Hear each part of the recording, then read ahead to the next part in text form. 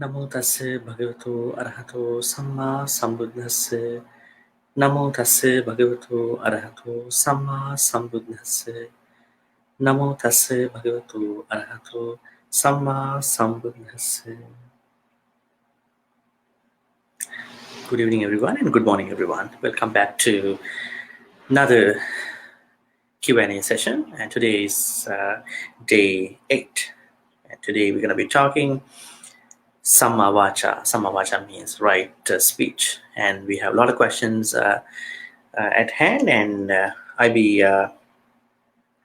taking more questions in the comments of this post. So if you have any questions about right speech, perhaps things related to speech when it comes to noble, ignoble understanding, so you can post them in the comments. I'll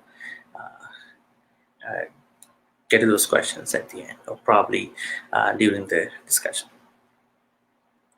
Okay, so the first question is, what is sammā-vācā? Now, sammā-vācā basically means right speech, so kind of the speech that we all supposed to make all the time. So if you can remember that we discussed about the fourth precept, not lying, and we discuss a lot of things about speech. But today, because there is a different video about speech, generic speech, I will be digging into this fourfold speech. I would say right speech, which by what you call mussavada veramani, not lying; pisunavacha veramani, not slandering; parusavacha veramani, not using hurtful words; and sampapalapa veramani, not being a gossiper or an idle chat. So we're going to be looking at these 4 in details. So that would be much better than rather just going them by technical terms. Okay, so we can see that there are a couple suttas that clearly define, by which we can see a clear definition about sammā-vācā. Now, this is Samyutta Nikaya 44.8, and we can also see in the Saccavibhanga Sutta in Majjhima Nikaya. Katamā chāvso sammā-vācā, musāvādā veramani, pisunāvācā veramani, musāvādā veramani, pisunāya vācāya veramani, parusāya vācāya veramani, sampappalāpā veramani, ayam uccatavso sammā-vācā. It is none other than the refraining of lying, slandering. Somebody can say talking behind the back, refraining from talking behind the back, refraining from hurtful words, hurtful speech, and refraining from being a gossiper or an idle chatter. Magga Vibhanga Sutta, Samyutta Nikaya 45.8. So that is sammā-vācā. So if you use any speech, that is not a part of these 4. That is not a part of the right side of these 4, and that definitely leads to micchā-vācā, which means wrong speech, or unskillful speech, or unwholesome speech. Second question, what is the connection of sammā-vācā to other components of the Eightfold Noble Path? This is a really good question, because I wanted to discuss this question with Mahācattārīsaka Sutta, which appears in Majjhima Nikaya 117. In this sutta, Buddha says how... Now, actually, this sutta is a discussion between what you call Dhammadinna and her husband, lay life husband, Visakha. So in this sutta, it is explained how important sammā-vācā, right speech, in the Noble Eightfold Path. How is the right view, sammā-diṭṭhi, the forerunner? One discerns wrong speech as wrong speech and right speech as right speech. So that is a support that we all get from the sammā-diṭṭhi, because if we have sammā-diṭṭhi, only if we have sammā-diṭṭhi, we can distinguish, separate out sammā-diṭṭhi from the micchā-diṭṭhi, right speech from the wrong speech. And what is wrong speech? Lying, divisive, tale-bearing, I would say slandering, abusive speech, say hurtful words, and idle chatter. This is wrong speech. Now let's see how sammā-vācā connects to other components. One tries to abandon wrong speech and to enter into right speech. Now this is what we call by sammā-vācā. So in order for you to practice sammā-vācā, you need sammā-vācā. Now in the first place, you had sammā-diṭṭhi to figure out, distinguish sammā-diṭṭhi from micchā-diṭṭhi. Now you need sammā-vācā, kind of an effort to distinguish. Now already you distinguish, and you need sammā-vācā, right effort to abandon wrong speech and to develop right speech. Also, one is mindful to abandon wrong speech and to enter and remain in the right speech. So in addition to sammā-diṭṭhi, sammā-vācā, you also need sammā-sati, because now you figure out this is sammā-vācā because of sammā-diṭṭhi. So sammā-diṭṭhi helps you to figure out, and then you need sammā-vācā to continue your effort in practicing, maintaining your practice. Let's say starting, practicing, maintaining your right speech. Third, you need sammā-sati to be mindful about your speech all the time, because in the Ambalattika Rahula Sutta, Buddha asks little monk Rahula, before you talk, you have to be mindful. During your speech, during your talk, you have to be mindful. After you finish your talking, you have to be mindful. So we have to be looking at three places when we talk to other people: before we talk, during our talk, and then after the talk, like a retrospection, looking at what I talk. So if we are really careful about our words, and definitely we are in the sammā-vācā. Now in here, in order for you to practice sammā-vācā, you need sammā-diṭṭhi.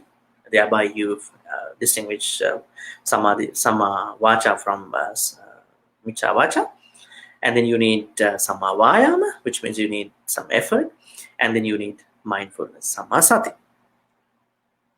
Thus, these three qualities, I would say components, sammā-diṭṭhi, sammā-vāyāma, and sammā-sati, run and circle around right speech. So that means if you really want to practice sammā-vācā, right speech, you definitely need sammā-diṭṭhi, sammā-vāyāma, and sammā-sati, because they always run and circle around. This is from the Mahācattārīsaka Sutta from Majjhima Nikāya, 117 from the Majjhima Nikāya. Okay, now I don't want to talk about lying, because there's a different video. If you can look back either on my Facebook page, Patisota, or on the Patisota YouTube channel, you can search the fourth precept. Thereby, in that video, I talk extensively about not lying. So I'm not going to get into those details today. So I'm going to go from the second wrong speech. So the first wrong speech is musāvāta. So we are not supposed to tell lies. So, there are people who intentionally lie. So though you lie intentionally or unintentionally, you have to be very careful, because if you are really careful about the contents of your speech, you are really good. Otherwise, if you just talk without any concern about you and other people's circumstances. You will be really a nuisance to other people. So do not make your speech a place for you to be embarrassed at the end of other people. Just take care of your words. Think before you talk. Think during your talk. Review about your speech, and so that you are really good with your speech. But that is basically not lying. Sammā-vācā, Veramani. But if you go into the second, third, fourth levels of right speech, they are kind of really important, in addition to mussavācā. Now, this is what we call by sammā-vācā, slandering. Now, what is slandering? Now, this is a question that somebody asked. Today, I'm going to be discussing with you more details about slandering. Okay. Now, we know in the society, there are two words that we use in terms of understanding someone's behavior in, spreading rumors about somebody. So we call them libel and slandering. Now, slandering basically means that it's kind of a oral expression that is mainly not printed. Let's say somebody is spreading a rumor about you, so that you are experiencing a lot of troubles, especially at work, other places in society. It could be something that is not in the written form.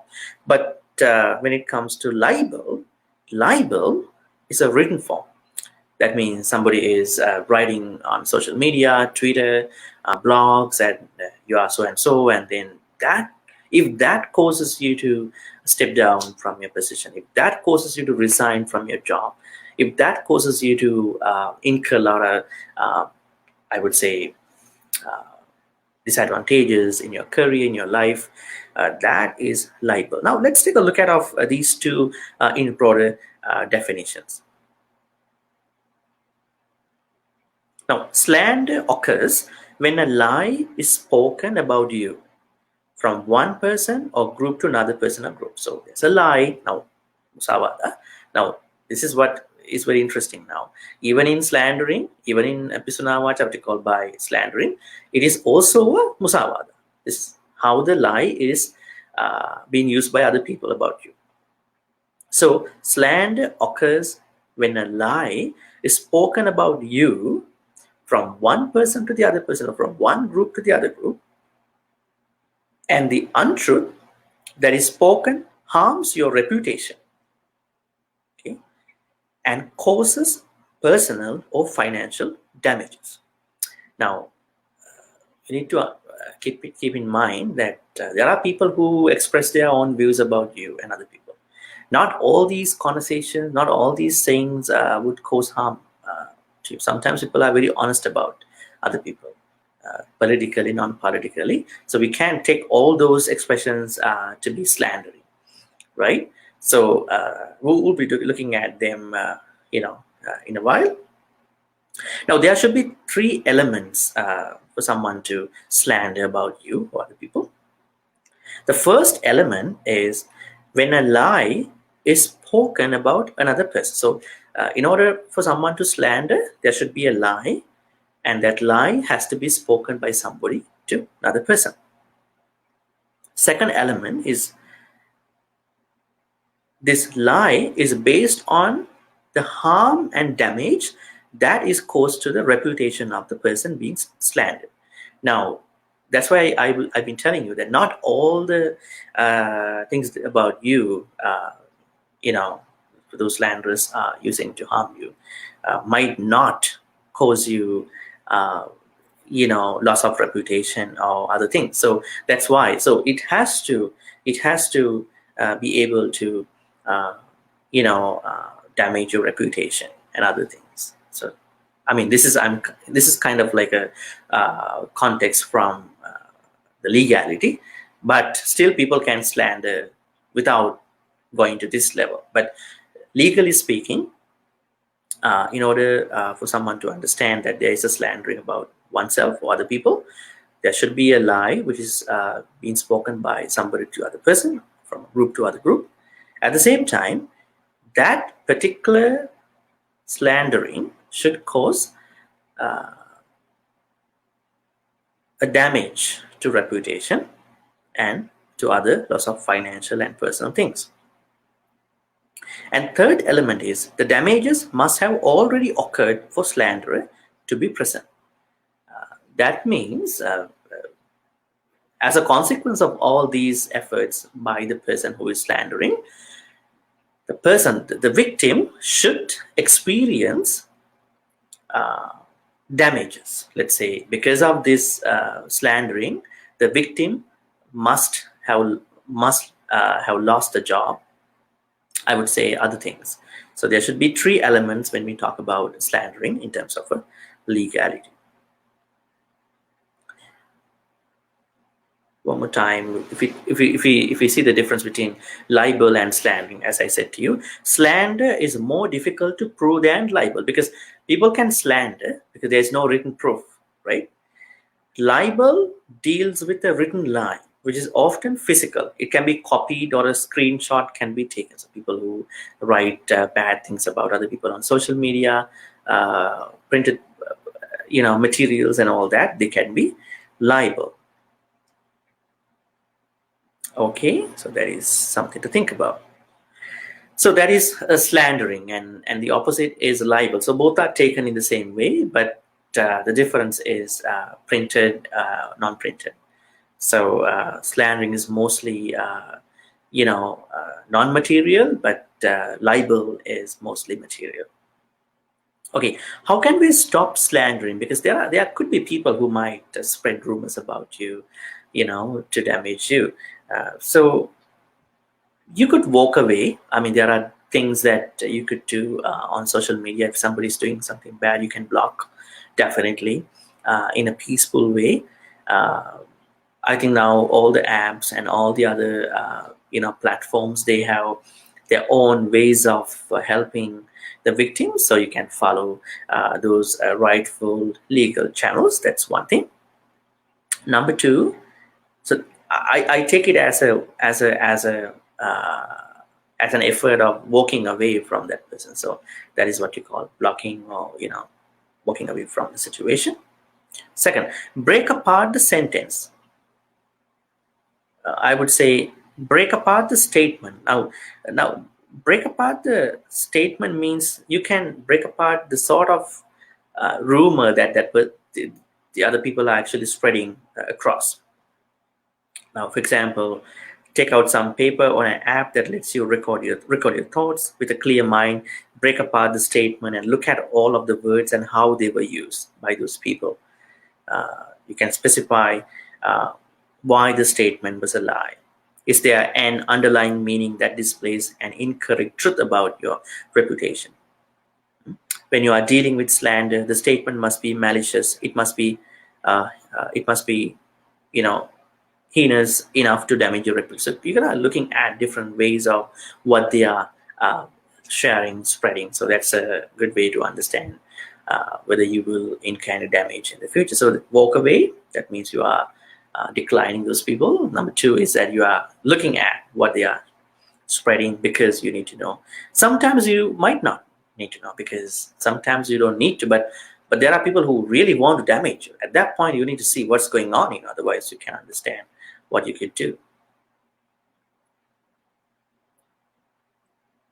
So those two things could be good, because oftentimes you might take all these things personally, but going beyond that personal level, sometimes you may need to do something, because if things getting really high, you can't help not doing anything. So you have to do something. At that point, you're gonna use an attorney to get some legal help about slandering. But if it is not that tight, high enough, then you're gonna walk away. You don't need these people.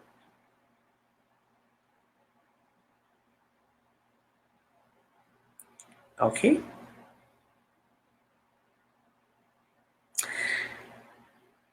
So slandering and libel, these two are part of what you call sammā-vācā. So libel is a written form of malicious thing about you, and then slandering is a non-written form of bad things about you. I mean, they are mostly lies. They are not truthful. They are not true things about you. Okay. How to deal with hurtful words, called sammā-vācā. Now, when we talk about sammā-vācā, hurtful words, I mean, there are people, like even on social media, on internet, we can see people, sometimes they are not mindful about, the sort of words that can be culturally sensitive, spiritually sensitive, So there could be insults, mean words, and put down. So these three things are what we understand by sammā-vācā: insults, mean words, and put downs. Okay. So whether it is in person or online, many of us have been on the receiving end of another person's insult, mean words, and put downs. We know if we are the victims, this could be a very bitter experience. We'll be very, upset. At the same time, we will be deeply embarrassed by the sort of, speech of that particular person. And this could really trigger depression.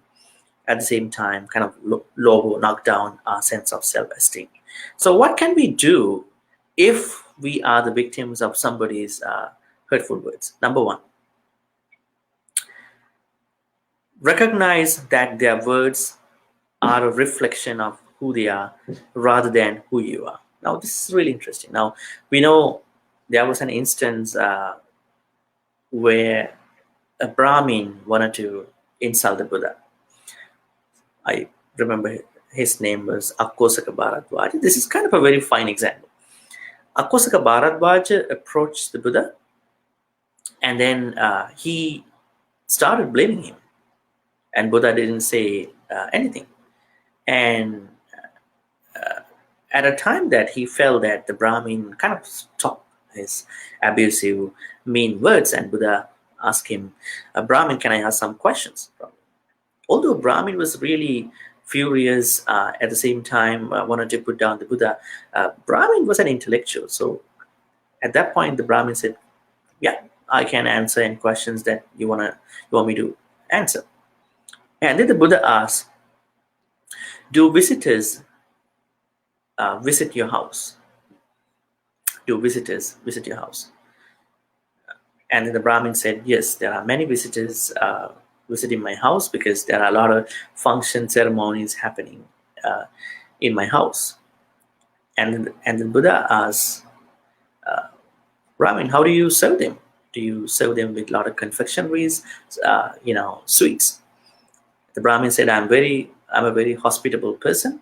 I really like treating people with confectionaries and sweets, and I really serve them with very delicious, food. Like for Sri Lankan people today, in few days they are celebrating their New Year, and other people in many countries in that part of the world. In the same way, he said that I'm a very good person in hospitality. And then the Buddha asked, what if the people who are visiting your house don't want to accept your, whatever kind of serving me? They might tell you that we just done our lunch, we just done our dinner, we just done our breakfast, or I would say brunch. At that point, what would you do to the food that you prepared for them? Doesn't matter. I or my family members might consume those sweets, after they left. Right? They don't want to actually throw away the food. At that point, the Buddha said, you know what? You gave me a lot of food. I call them food. Your words, to me, they are food. Confectionaries or sweets, I don't want to actually accept those sweets or confectionaries. Please take them back. And the Brahmin understood what really happened. So then he was apologetic, and then he was apologizing for the Buddha. I'm very sorry for these words. And you know, so in the same way, what we have to understand is that we should not retaliate, right? Oftentimes when you are uh, blamed by someone, you really want to feel that you want to retaliate. That's something you have to think about. I know there are opportunities where you need to reply if it is kind of a legal official thing. Let's say you are at work and your boss you know uh, was mad. At that point, you need to give a valid reason for why it happened. I mean, at that point you have to say something, not in a way that you want to retaliate. But in your normal personal life, if things happen, if somebody is to use mean, hurtful words, you are not someone who should try to retaliate, so the same way uh, with the other person. You should take time. Why is this happening, right? This is a big win-win situation to many. Right? When someone is blaming you, uh, what will be your immediate response? Am I going to fight back? The Buddha said, you don't need to. Probably this is not a reflection of myself. This is a reflection of their life. That is why they have gone mad, and that person has gone mad, and that is why this person is like this. So you need to understand, recognize that these words are a reflection of who they are and not who you are, right? And then that will really help you to stay mindful, and then to overcome the situation, right? So you have to uh, make the situation very peaceful all the time. Now, if you take a look at of the people who are always insulting other people, you can see that they are going through personal struggles. They are really depressed, and they are going through their own personal struggles. They are lashing out at other people because of those personal struggles. That's why we have to always understand, if you are a happy person, if you are a mindful person, you will never lash out at other people. You are really comfortable, you are really happy, because you know that this happiness, this peace should you know affect all the other people, not those person's struggles.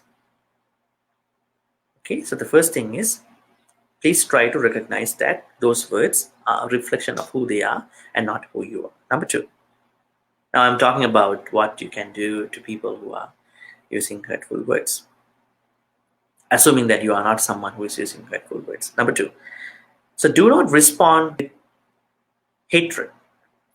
Now, if someone is to blame you, do not retaliate with the same thing. Do not respond with the same way or with the same thing.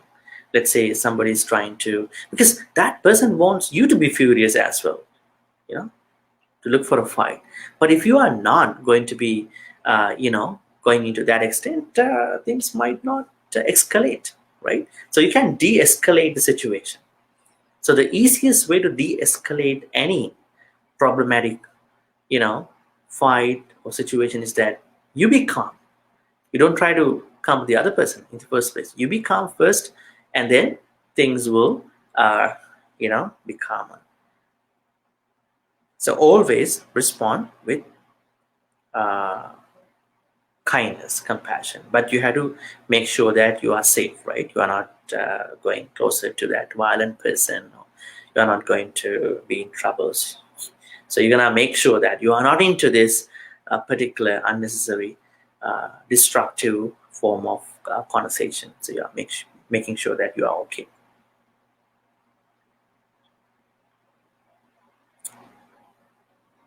As a saying that holding on to anger is like drinking poison and expecting the other person to die, right?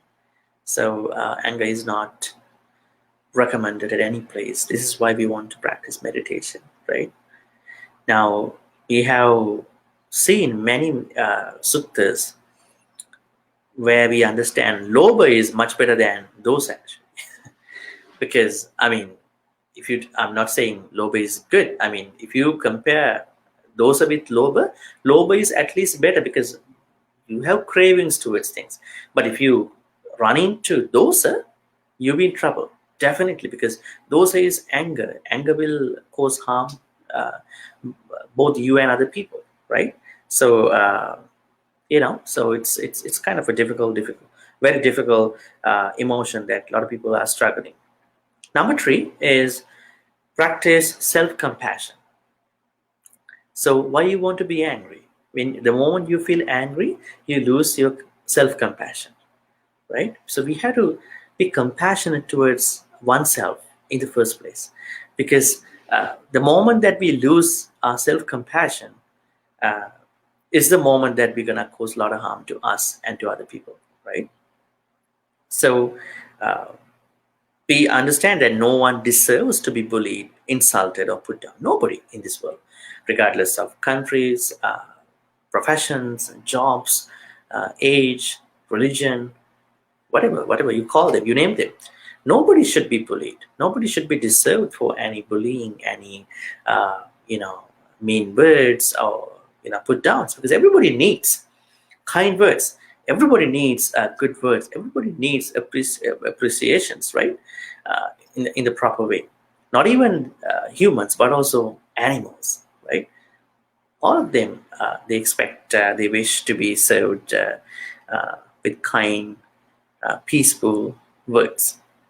Okay, so if I recap the three things you could do when you are struggling with a person who is using a lot of mean words: recognize that these words do not represent who you are, but who they are.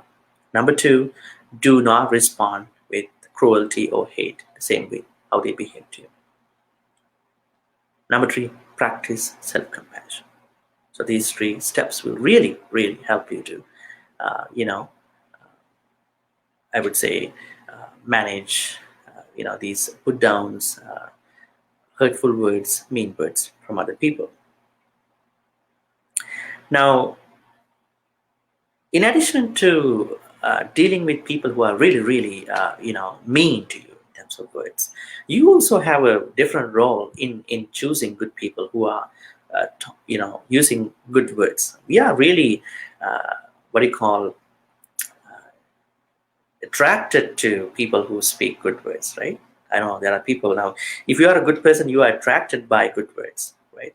But there are bad people who wanted to use swear words and bad words, which are pretty non-virtuous, right? So it is not only that we need to look at how we need to manage with a person who is trying to use bad words for us, but also we need to understand how we want our vocabulary, our words, in terms of, talking to other people as well. The last type of word category, what you call, the wrong speech, is gossiping. Now, this is a big thing to many of us. What is gossiping? Because we had to talk about idle chatting as well. Now, gossip is unconstrained and often derogatory conversation about other people, and can involve betraying a confidence and spreading sensitive information or hurtful judgments. It's kind of a derogatory conversation, kind of, disrespect other people. Dhamma folks, please type in your questions in the comments below so I can get to them at the end of the discussion, Q&A session. I just wanted to let you know. So gossiping is unconstrained and often derogatory conversation about other people.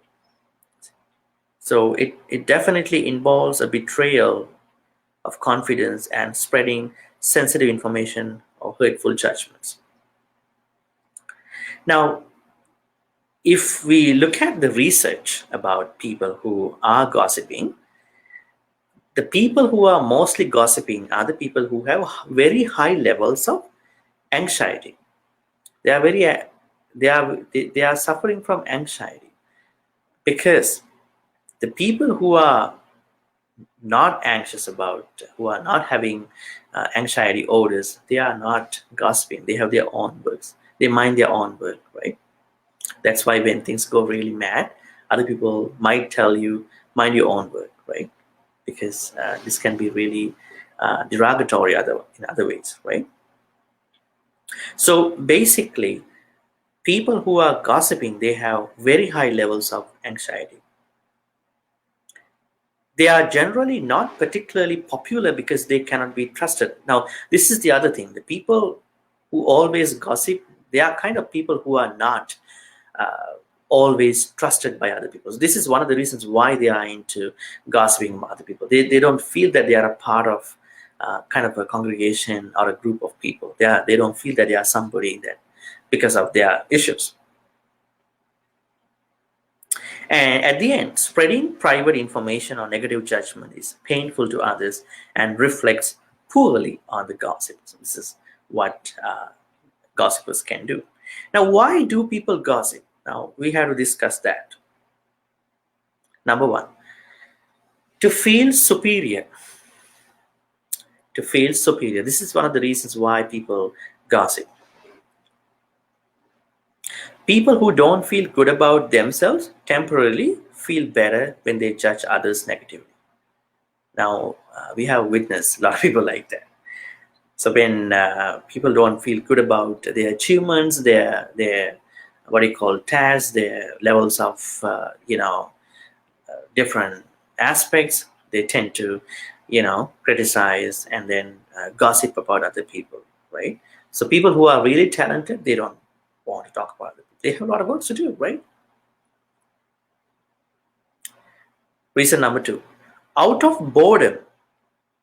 When people are bored, right? When people don't have enough fruitful, virtuous conversations to go, and they can definitely get into gossiping, right? About other people. So just imagine if you are a person who does not know how to start fruitful conversations when you are in a group, when you are in your family, you will definitely gossip about other people. That is kind of out of boredom. Number three, out of envy. People gossip in order to hurt those whose popularity, talents, or lifestyles they envy. Now, people who are jealous or envious, they definitely fall into this reason of why they gossip. Also, to feel like part of the group. Now, this is what I said earlier. Now, there are people who wanted to gossip because they don't feel that they are part of the group. So they think by gossiping, they can be a part of the particular group that they want to be in. For attention. Sometimes people want to, gossip simply because they want attention. Like attention is a big problem, right? A lot of people, they want attention. Now, if you look at social media, how many things people do to get attention, right? Probably body image awareness, probably what they have, probably their talents. They wanted to get attention from other people. They feel that they are not adequately published, they are not adequately popular, they are not adequately accepted. So they want popularity, they want attention. So this is one other reason why people want to gossip. Out of anger or unhappiness. So there are people who might gossip because they are very angry about other people, they are very unhappy about sort of things that other people have. That is one reason for gossip. So what are the reasons for many people to gossip? To feel superior, out of boredom, out of envy or jealousy, to feel like part of the group, for attention, out of anger or unhappiness. Now somebody asks a question, is it always wrong to talk about others? Okay, it depends on your intention. Is the intent to understand human nature and improve one's quality of life and relationships? Now, this is one reason where you may talk about others, but not to blame, not to, get attention of other people, but just to improve the quality of life and relationships on the both sides. Or is the intent to temporarily feel superior or get attention by disparaging others? So that is really bad. So that's what people do oftentimes. What can I do to a gossiper? Now, this is really interesting. Now, a lot of people, go through this situation now. They are not gossiping, but other people, the gossipers, approach them, right? And they start talking about other people. What can you do if you are dealing with a gossiper? Okay, you could, try these approaches. Now, what are the possible responses for that? Now, when somebody is trying to gossip about someone else, you can say, I noticed that you talk about XYZ a lot, right?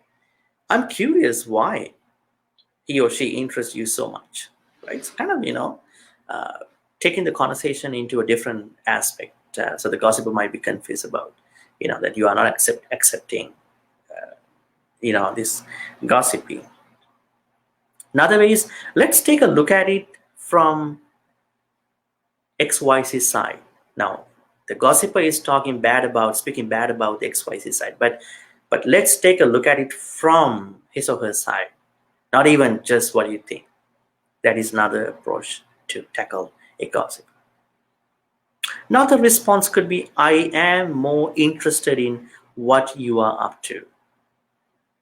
Oh, let's talk about something more positive, or decide what we're going to do this morning, afternoon, evening. So let's talk about something more positive about this person, or maybe more positive about this more.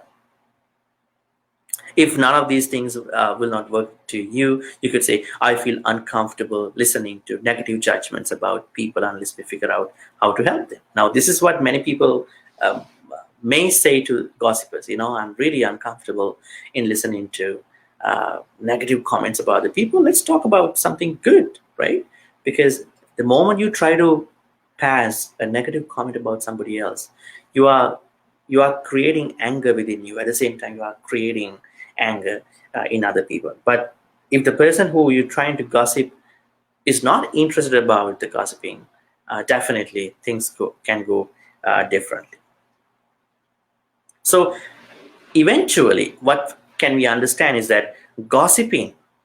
So if you are a person who is gossiping, if you know people who are gossiping, that really shows the insecurity and the mean-spiritedness of that particular person. There's a lot of insecurity. So we have to help those gossipers, because those gossipers are going through insecurity, at the same time mean-spiritedness. That's why they are into gossiping. Okay?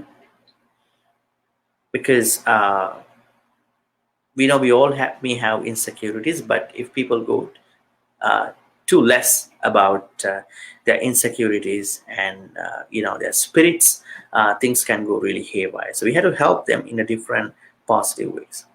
Okay, so we talked about not lying, not slandering with what you call libeling, and then we talked about not talking hurtful words, and then talked about not gossiping. So idle chatter is also a part of this thing. Idle chatting means that there are people who, actually it's a part of gossiping too, because there are people who just want to spend time by talking. They are idle chatters. So you don't need to idle chat, because the time is very precious. If you are someone who is really into Dhamma, you know how precious is the moment. You can use every nanosecond for meditation, thinking good, positive things. You will never idle chat about other people, right? So that's something to think about when it comes to an idle chatter. As a question goes by, is mental chatting a part of sammā-vācā? Well, in order for any word to be a part of sammā-vācā, wrong speech or right speech, it has to be spoken. Now, we know how words arise through vitakka vichara, and that is the process. So it should not be left as a thought. So mental chatting, even though you are talking to you, but it could be at the mental level, probably self-talk. could be positive self-talk or negative self-talk. So it could be a part of sammā-vācā or micchā-vācā, although there are no people involved. So it depends on how you do that. So mental chatting is a form of, what do you call, non-verbal kind of chatting, but all depend on how you take that particular mental chatting, whether you're gonna make it to a level of real verbal communication or not. But if there is any self-talk involved, whether positive or negative, that definitely creates micchā-vācā or sammā-vācā. Okay, let's get into some of the very interesting sutta references for sammā-vācā and micchā-vācā, right speech and wrong speech. Now, there's a sutta called Vācā Sutta, Anguttara Nikāya 5.198. In this sutta, Buddha talks about 5 keys to right speech. What are they? Panchahi bhikkhave angehi samannāgata vācā subhasita hoti. No dubbhasita. Anavajjācha ananuvajjācha. Vinyona. Variant. Ananuvajjācha vinyona. Katamehi panchahi. Kālena cha bhasita hoti. Now, the most important thing when it comes to your words is that your words should be well spoken. So that is why it is called kālena cha bhasita hoti. Saccā cha bhasita hoti. So it is spoken at the right time. That is what you call by kālena cha bhasita hoti. Number 2, saccā cha bhasita hoti. It is spoken in truth. So right time and the truthful contents. Number 3, sanhā cha bhasita hoti. The word should be spoken affectionately. That's the third element. And atta sanhitā cha bhasita hoti. The words should be spoken beneficially. At the same time, metta cittena cha bhasita hoti. It is spoken with the mind of metta. Now, you can go into different higher context of your contents of words, other than those 4: not lying, not slandering, not using hurtful words, and not being a gossip or idle chatter. If you really want to look at the contents of your speech, you can really pay attention to your words, whether my words are timely, whether my words are in line with truth, whether my words are affectionate, whether my words are beneficial to us, me and other people, whether my words are spoken with metta. So these 5 elementary aspects should be visible in the contents of your speech. That is from the Anguttara Nikāya 5.198 sutta called Vācā Sutta. Okay, this is what I've been talking about, Ambalattika Rahuluvāda Sutta, which appears in Majjhima Nikāya 61. In this sutta, what we understand by kind of a specific advice by the Buddha to little monk Rahula is that reflect on your speech before, during, and after speaking. Are we people who always wanted to follow these procedures? Are we gonna look at what we're gonna talk to other people, what we're gonna talk to me and other people before we might do that, especially when it comes to a presentation, lecture, talk, something like a professional context. But if I'm going to talk to someone I know, friends, other people I don't know, do I really look at what kind of words, what kind of a jargon, what kind of a contextual situation that I wanted to talk, and what are the levels of the contents of my words, like those 5, right? Whether my words are timely, whether my words are aligned with truth, whether my words are affectionate, whether my words are beneficial, whether my words are given with metta. So am I or are you looking at your contents of words based on those 5 before you talk? That is one thing that we can understand from the Ambalatika Rahula Sutta. And then the Buddha says, even while you're talking to other people, you need to reflect, are my words timely? Are my words, are my words aligned with truth? Are my words affectionate? Are my words beneficial? Are my words a reflection of metta? So at the time of speaking now, when you are talking, when I'm talking now, I had to reflect my contents of the words with those parts. And after you finish talking to somebody in a professional or non-professional, setting, you also need to review, were my words,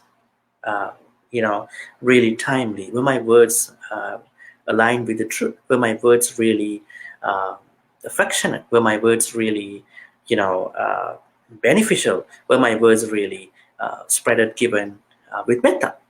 Right. So this is what we have to understand from the Ambalatika Rahulwad. So let's take a look at the Pali, text. Evameva ko Rahula pacha vekkitva kayena kammam katapa. Pacha vekkitva vācāya kammam katapa. Pacha vekkitva manasa kammam katapa. So now this means the word called pacha vekkitva. Now pacha vekkitva is basically given as reflection, because we had to reflect upon, the contents of our words, which means speech, actions, at the same time thoughts. Yannuko aham idang vācāya kammam kattukāmo. Now, kattukāmo means that before you speak, yannuko aham idang vācāya kammam karomi idang me vacī kammam. At the time of my speech.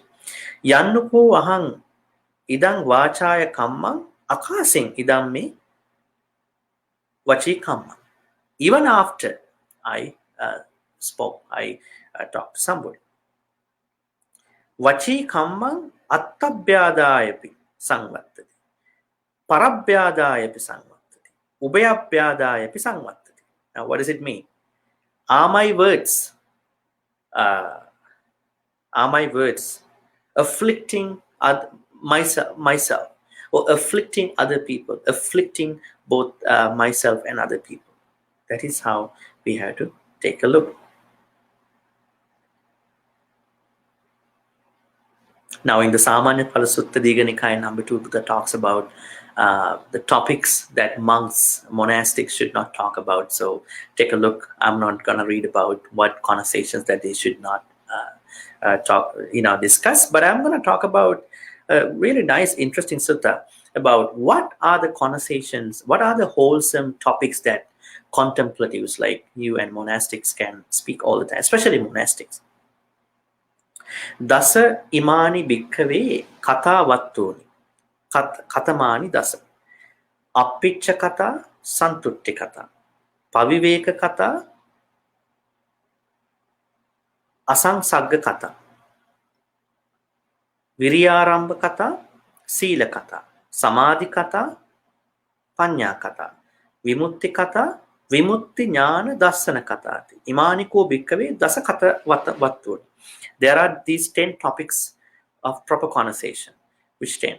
Talk on appicca kata, which means modesty. Santutti kata, contentment. Paviveka kata, seclusion. Asangsagga kata, non-entanglement. Viriyārambha kata, arousing persistence. Sīla kata,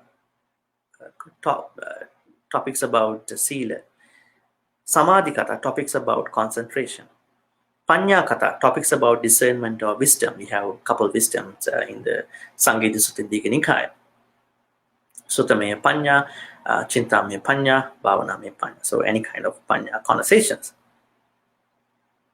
Vimutti kata, topics about release. Now, people don't know about this vimutti, especially this is a really interesting topic about arahants, because we know people have to release in 2 ways, Cheto Vimutti, Panya Vimutti. Cheto Vimutti means one has to release one's mind. That means you are, attaining Nibbana mentally. And then when you die, if you are an Arhat, when you die, you are releasing from your wisdom, Panya Vimutti. Now, physically, also you are releasing in two ways. So, Upadhisisa Nibbana Dhatu and Anupadhisisa Nibbana Dhatu, which means you are attaining Nibbana with the physical body with 5 aggregates, and then your real Nirvana will come when you die, when you pass away as an Arhat, which is called Anupadhisisa Nirvana Dhatu. It is both ways, mental and mentally we call it Cheto Vimutti and then Panya Vimutti, and then physically we say Sopadhisisa Nibbana Dhatu and Anupadhisisa Nibbana Dhatu. So these are the 10 conversations that one has to do. Okay, the last one is Vimutti Jnana Dassana Kata, the knowledge and the vision of release. Right? Okay, that's everything. I don't see any questions raised by anyone here, so that we can go into the transference of merits. Probably I might take 1 minute if you have any questions to post in the comments. Dhamma folks, if you have any questions, please post them as comments so I can take a look of those questions.